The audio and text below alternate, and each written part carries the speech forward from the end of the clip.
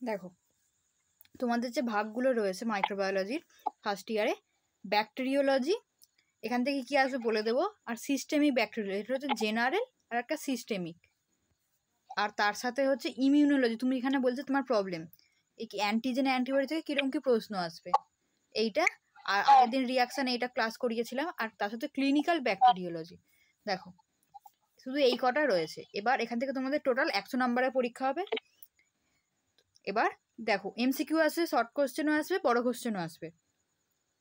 এবার কি হচ্ছে জেনারেল ব্যাকটেরিওলজি, মানে এখানে নর্মাল জেনারেল জিনিসগুলো পড়বে, যে একটা ব্যাকটেরিয়া এলো ওকে কীভাবে আমরা বড় করবো, মানে কি কি স্যাম্পেল হবে, তারপরে আমরা কীভাবে বড় করবো, কালচার মিডিয়া কি কি হবে, ঠিক আছে, কোন কোন স্টেন দেবো, গ্রাম স্টেন, জেডেন স্টেন, এইগুলো করতে হবে। তো অ্যালবার্ট স্টেন, এই সমস্ত স্টেনগুলো করতে হবে।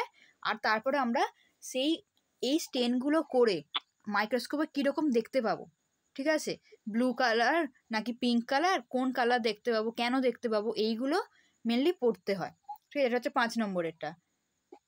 4 আর 5 মোটামুটি একই রকম অনেকটা। মোটিলিটি টেস্ট মানে হচ্ছে ফ্ল্যাজেলার স্টেন যেটা করা হয় মেনলি, সেইগুলো মানে পড়তে হবে পরীক্ষার জন্য। এগুলো নিয়ে আমি আজকের একটা পুরো পড়াবো। আর তার সাথে হচ্ছে বায়োকেমিক্যাল টেস্ট। বায়োকেমিক্যাল টেস্ট কিন্তু ইম্পর্টেন্ট, কোন ব্যাকটেরিয়া কে ক্যাটালেস পজিটিভ, কে কোয়াগুলেস, এগুলো পড়তে হবে। ক্যাটালেস, কোয়াগুলেস, তার হচ্ছে ইমভিক অর্থাৎ ইন্ডোল, তারপরে হচ্ছে এমআরভিপি, সাইট্রেট, এইগুলো সব ইউডিএস, এগুলো সব রয়েছে বায়োকেমিক্যাল টেস্টের মধ্যে। আর তার সাথে হচ্ছে হাই টাইটাস সেরা, এটা অতটা ইম্পর্টেন্ট, এটা মানে পড়তে পারো নাও পারো। এবার যেটা ইম্পর্টেন্ট সেটা হচ্ছে অ্যান্টিবায়োটিক সেন্সিটিভিটি টেস্ট, এটা তোমার বললে প্রবলেম আছে, এএসটি, ঠিক আছে। তো এএসটি তোমার 1 নম্বর প্রবলেম। জেনারেল ব্যাকটেরিয়া থেকে তোমার প্রবলেম হচ্ছে এএসটি। তারপরে হচ্ছে সিস্টেমিক ব্যাকটেরিওলজি।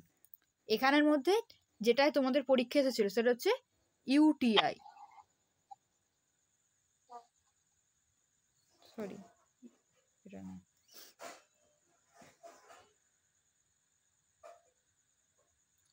তোমার প্রবলেম হচ্ছে ইউটিআইতে। এটা হচ্ছে respiratory tract, upper respiratory tract আর লোয়ার রেসপিরেটরি ট্র্যাক্টের ইউটিআইতে তোমার প্রবলেম। ইউটিআইটা এখানের মধ্যে সবচেয়ে বেশি ইম্পর্টেন্ট, ঠিক আছে, এটাই ভালো করে করবে। তারপরে হচ্ছে এখান থেকে পড়তে হয় মেনলি কোন কোন রোগগুলো করে থাকে, তাদের ল্যাব ডায়াগনোসিস কীভাবে করবো সেইগুলো। এবার চলে আসি ইমিউনোলজি। এখান থেকে অ্যান্টিজেন আর অ্যান্টিবডি থেকে তোমাদের প্রশ্ন আসবে হচ্ছে অ্যান্টিজেন কি বা অ্যান্টিবডি কি, এদের টাইপসগুলো পড়তে হবে। আর তার সাথে হচ্ছে কোনটা কি কাজে ব্যবহার করা হয়, ঠিক আছে, এইগুলো একটু পড়লেই যথেষ্ট। মানে অ্যান্টিজেন অ্যান্টিবডি থেকে পড়বে, এদের কাকে বলে পড়বে, আর এর টাইপসগুলো পড়লেই হয়ে যাবে, আর কিছু পড়ার দরকার নেই অ্যান্টিজেন অ্যান্টিবডি থেকে। এরপর হচ্ছে এদের রিয়াকশানটা খুব ইম্পর্টেন্ট। কেন অ্যান্টিজেন আর অ্যান্টিবডির রিয়াকশানটা এখান থেকে ইম্পর্টেন্ট হচ্ছে, এখান থেকে অনেকগুলো টাইপস রয়েছে এদের রিয়াকশানের, যেমন হচ্ছে অ্যাগ্লুটিনেশন, প্রেসিপিটেশন, ঠিক আছে, অ্যাগ্লুটিনেশন, প্রেসিপিটেশন, তারপরে হচ্ছে আরও যে সমস্ত কিছু রয়েছে, ল্যাটেক্স অ্যাগ্লুটিনেশন, কোন টেস্টে, যেমন আমি ধরো বলতে পারি যে পরীক্ষায় ওইভাবে কোশ্চেন আসবে, ধরো আরএ ফ্যাক্টর টেস্ট যেটা করা হয়, এইখানে আমরা কি রকম অ্যান্টিজেন অ্যান্টিবডির রিয়াকশান হয়, এটা একটা সেরোলজিক্যাল টেস্ট, আরএ ফ্যাক্টর কীরকম রিয়াকশান হয়, অপশান থাকবে অ্যাগ্লুটিনেশন, প্রেসিপিটেশন, তারপর হচ্ছে ল্যাটেক্স অ্যাগ্লুটিনেশন, ঠিক আছে, বা নান অফ অ্যাবাভ। তো উত্তর কী হবে, ল্যাটেক্স অ্যাগ্লুটিনেশন, ঠিক আছে। এইরকম কোশ্চেন পরীক্ষার জন্য ইম্পর্টেন্ট, অ্যান্টিজেন অ্যান্টিবডি রিয়াকশান থেকে শর্ট কোশ্চেন আসলে, যে এই টেস্ট বলে ভিডিআরএল এসে গেল, বা ধরো উইডাল এসে গেল, উইডাল টেস্ট আমরা সব করেছি, টিউব এরকম নিয়ে, টিউবের সেট নিয়ে আমরা করেছি।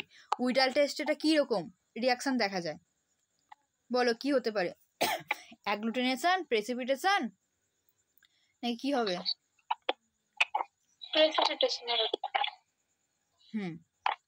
এরকম ভাবে এমসিকিউ আসতে পারে অ্যান্টিজেন অ্যান্টিবডি রিয়াকশান থেকে। ওখানে যেইগুলো করানো রয়েছে সেগুলো ভালো করে করে নেবে, ওখান থেকে মেনলি পড়তে হবে যে কোন টেস্ট কীরকম রিয়াকশান দেখায়।